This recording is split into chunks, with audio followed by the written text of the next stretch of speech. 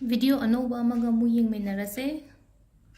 kainone ngasi gise dream spell haina suya haira suya reko dream spell haragadi any kind of wishes hai tareko somna pamiba video anova amaga mu yengminarase ngasi gi spell se akoina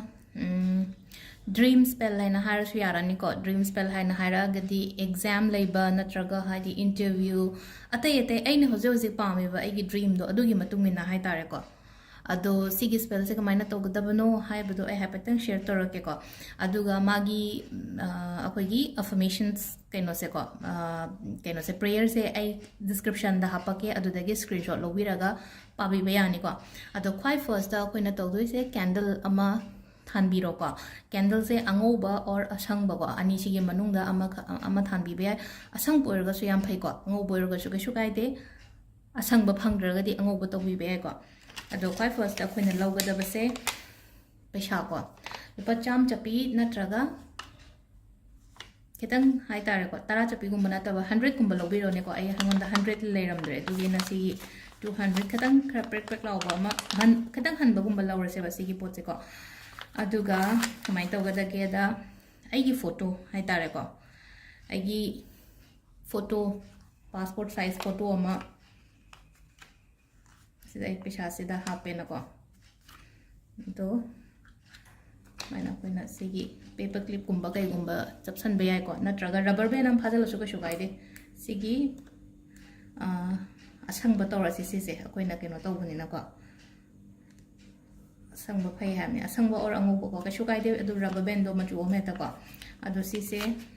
pisha je phajana ai gi photo se hapaga keno to be ko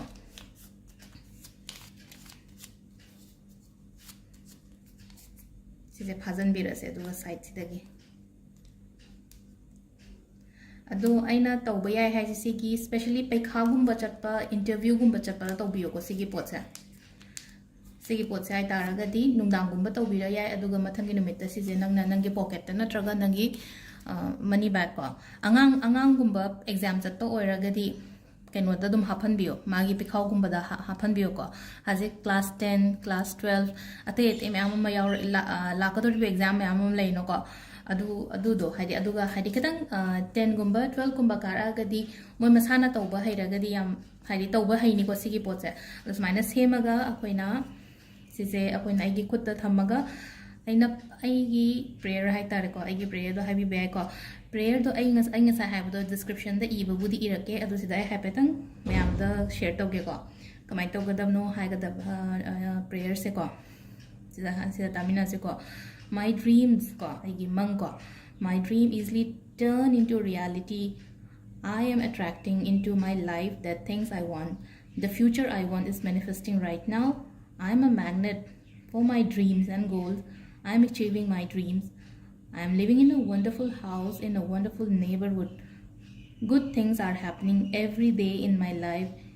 Everything I do turns into success. There is love and happiness in my life. I am healthy and full of positive energies.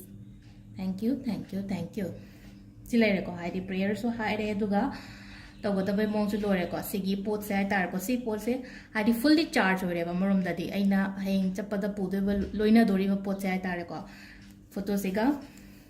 aduga paisa siga ado kaino budi haire ko ina exam interview gi budi haire na sida adu natraga su akhoi gi oina hai tar ko akhoi gi oina aina hoje honariba aina tawriba thabak tu da amu henna growth lakna bagi damak da si tobi ba kai ba kem lekte ko growth lak pa haragadi income hen doi ne dana aduna si se adum aina honariba